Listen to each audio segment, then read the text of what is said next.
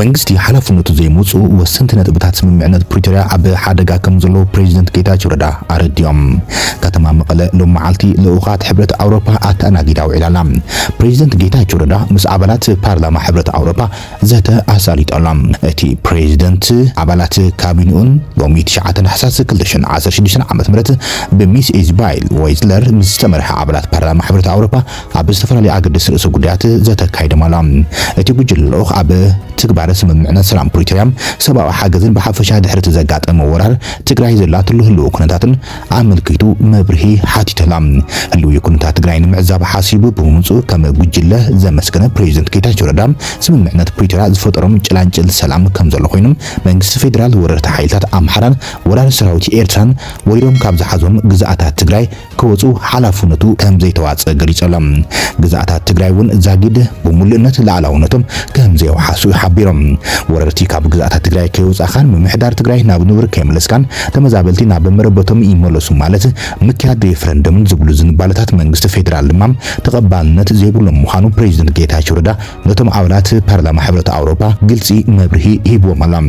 ናብ ስሩዕ መረበቱ ተመሊሱ ስሩዕ መነባብሮ ክምርሕ ዝግብኦ ብሚልዮን ዝቁፀር ህዝቢ ድማ ናብ መረበቱ ብዘይ ምምላሱ ኣብ ከቢድ ፀገም ከም ዘለውን ገሊፆም። ሰብኣዊ ሓገዝ ብምቁራፅን ኣጋጢሙ ብዘሎ ድርቅን ጥሜትን ቅልውላው ህዝቢ ትግራይ ካብ እዋን ናብ እዋን እንዳኸፈ ይኸይድ ከም ዘሎን ብስንኪ እዚ ኣብ ህዝብና ሓደጋ ሞት የጋጥም ከም ዘለውን እቲ ፕሬዚደንት ነቶም ኣውሮፓውያን ኣብሪሂሎም። ናብ ሕብረተሰቡ ተፀምቢሩ ሰላማዊ ናብሩ ክምርሕ ዝተወሰነሉ ኣባላት ሰራዊት ትግራይ እግሪ መትከል ረኺቡ ናብ ሕብረተሰቡ ክፅምበር እናተገቦም ኣጋጢሙ ብዘሎ ሕፅረት ፋይናንስ ድማ ዛጊድ ከም ዘይተተግበረ እውን ገሊፆም። ኣብ ትግራይን ህዝቢ ትግራይን ዝረኣዩ ዘለው ፀገማት ከም ዘለውን ብዝርዝር መብርሂ ሂቡ እቲ ፕሬዚደንት ኣብ መወዳእታ ድማ እቶም ኣባላት ፓርላማን ዝተገበረሎም ኣቀባብላን ንዝተዋሃቦም ዝርዝር መብርህን ብምስጋን መንግስታቶም ትግባር እማመ ሰላም ፕሪቶሪያ ከይድ ዘተ ስግግር ፍትሕን ተግባራዊ ንምግባር ከም ዝሕግዝን ትግራይ ኣትያቶ ካብ ዘላ ፀበባ ንምድሓን ኣብ ትገብሮ ምንቅስቃስ ድማ ምስ ህዝብን መንግስትን ሓቢሮም ከም ዝሰርሑ ቃል ኣትዮም ኣለው ክብል ቤት ፅሕፈት ፕሬዚደንት ግዝያዊ ምምሕዳር ትግራይ ዝዘርግሑ ሓበሬታ ኣመላኺቶም። መንግስታዊ አህጉራዊ ቦንድ ኢትዮጵያ ዋጉ ከም ዘንቆልቆለ ተገሊጾም። ኢትዮጵያ ዘለዋ እንኮ መንግስታዊ አህጉራዊ ቦንድ ዋጉ ከም ዘንቆልቆለ ጸብጻብ ሮይተርስ ኣመላኺቶሎም። እቲ ዋጋ ቦንድ ኢትዮጵያ ዘንቆልቆለም ኤስኤንዲፒ ግሎባል ሬቲንግ ዝተባሃለም ዓለም ለኸ ዓቃኒ እምነት ልቓሕም ኢትዮጵያ ክትኸፍሎ ዝግባእ ብዘይ ምኽፋላ ውዕሊ ክፍሊት ዘይኽበረት ሃገር ኢሉ ድሕሪ ምምዳቡ እዮም። እቲ 1 ቢልዮን ዶላር ቦንድ ኣብ ዝሓለፈም ወርሒ ጀሚሩ ብ10 ሚእታዊ ከንቆልቁል ክኢሎም። ድሕሪ ዘጋጠማ ኩናት ትግራይ ብዋሕዲ ሸርፊ ወጻኢ ተሳቀዘላ ኢትዮጵያ ኣብ 11 ታሕሳስ 2023 ክትኸፍሎ ዝነበራ 33 ሚልዮን ዶላር ኣይከፍለትን። ከምኡውን ድሕሪ ኣብ ዘሎ ናይ 14 መዓልታት ናይ ምኽፋል ዕድል ክትኸፍሎ ከም ዘይትኽእል እቶም ዓቀንቲ ክፍሊት ልቓሕ ኣፍሊጦም ኣሎም። ኤስኤንዲፒ ግሎባል ሬቲንግ ኣብ መግለፂ መንግስቲ ኢትዮጵያ ናይ ልቓሕ ግዴቱ ንምኽፋል ኣብ ውሽጢ ዝግብኦ ግዜ ክኽብር ብዘይምዃሎም ኣብ ኣህጉራዊ ዕዳ እምነቱ ከም ዘጉደለ ኢና ፈሊጥና ዘለና ክብል ሓቢሮሎም። ኢትዮጵያ ብመሰረት እቲ ኣብ 2021 ቋጽር ኣውሮፓውያን ዝተበጽሐም ባይታ ስምምዕ ዋዕላ ጉጅለ 20 እፎይታ ምኽፋል ልቓሕ ክግበረላ ሓቲታ እንትነበረት እኳ ብስንክቲ ምስ ትግራይ ዝኣተወቶ ናይ ልዕሊ 2 ዓመታት ደማዊን ጆኖሳይዳልን ኩናት ድማ እቲ መስርሕ ተደናግዩ እዮም። ብኻልእ ወገን ግን ኢትዮጵያ ካብ ኣህጉራዊ ማዕከን ገንዘብ ምሕረት ልቓሕ ኣብ ዝተሓተሉ ዘላ ሕጂ እዋን ምስ ቻይናን ካልኦት መሻርክትን እፎይታ ልቓሕ ክወሃባ ከም ዝተሰማምዐት ዝተፈላለዩ ጸብጻባት የመላኽትዮም ዘሎም። መንግስቲ ኢትዮጵያ ኣብ ዝሕዚ እዋን ድሕሪ ስምምዕነት ፕሪቶሪያ ኣብ ክልላት ኦሮሚያን ኣምሓራን ቁልዑ ኩናት ምስ ዝተፈላለዩ ጉጅለ ዕጡቃት ዘካይድ ዘሎ ኮይኖም ቁጠባት ሃገር እውን ኣብ ዝሕዚ እዋን ናብ ኣዝዩ ዝኸፍአ ደልሃመት ይኣቱ ከም ዘሎ እዮም ዝተፈላለዩ ጸብጻባት ዘመላኽቶም። ዘይጋታት ሃገር እውን ብስንኪ ምኽባር መነባብሮ ድማ ንስደትን ዝተፈላለዩ ሰብኣዊ ቅልውላዋትን ተሳጢሖም ከም ዘለዉ ድማ ጸብጻብ ዝተፈላለያ ማዕኸናት ዜና የመላኽቶም።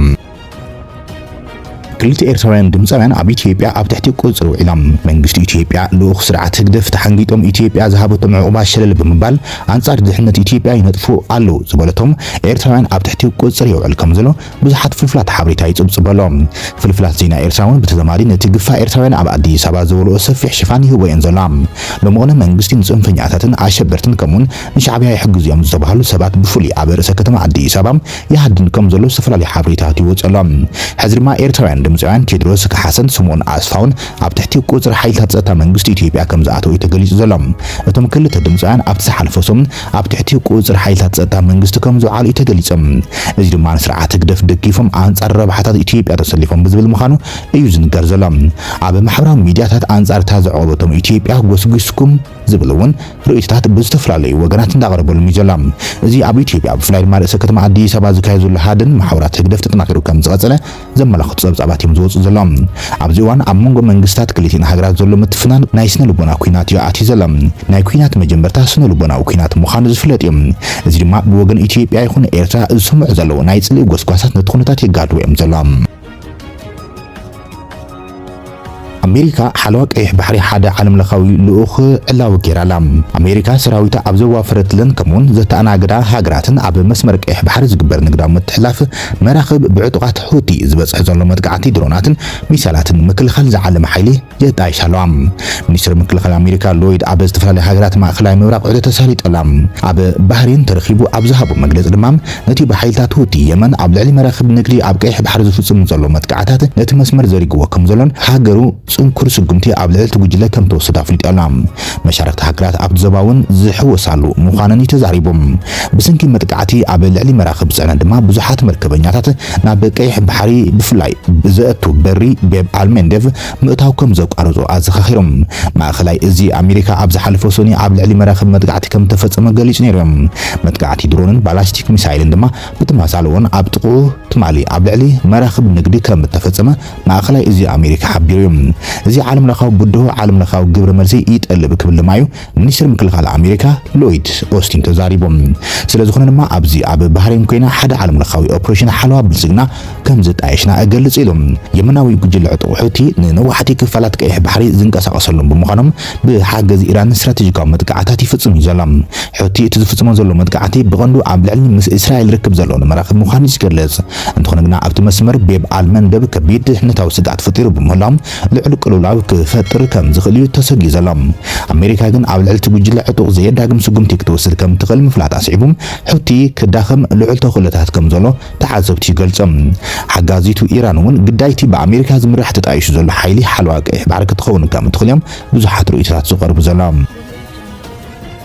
برئيس كتما متقعتي كتفصم تزاون زنبرت درون توقيع وديقام اوانا كتما روسيا موسكو درون كتدبدب ابستنقساسات لوان حيل مكلخال اير كريملين وقعو كم زوداغاي تغليصم كنتيبا كتما موسكو سيرجي سوبيانين اب زهب قال اب تقاتا وانا كتما انصرالي زنبر حدغا كم زفشله حبيرلم من قد اير موسكون فوكوفونو دوموديدوفون بمخنيات تحدغا متقعتي درون برا اقاريصم كم زمرو رويترز ابزي ولام سالساي زوكوفز كم تماسالي بررات دو ابيلو كم زمر تغليصم كالوت أبيتوقع وانا كتما مسكو زركبا معروفة الفرتي بررن أقواريزان كم زنبرا اتتصبصاب أردي ألام نتمت قاعتي روسيا يوكرين تحتاتي تغير ألام انتخنقنا يوكرين كاب دوبات تساقروا متقعتات عبلع روسيا بزعبا مفتصع ماسعبو قبر ملسي كتب ايتر اينيام كلما حزي عبلع بيت منجس كريملين متقعت كتفتصم عب منقصقاس زنبرات درون يوكرين توقيعا كم زودغت تسبصاب رويترز يملاختم عبتوان دما اتي متقعتي درون عبلع لي بريزيدنت فلاديمير بوتين فتنا قتلت نمفتصام زعلم كم زنبرا عب ميدياتات ازرار بخوين منبارو يذكر روسيا علامة أكسع زي عوتت يوكرين سلام كتركب كم زي تخل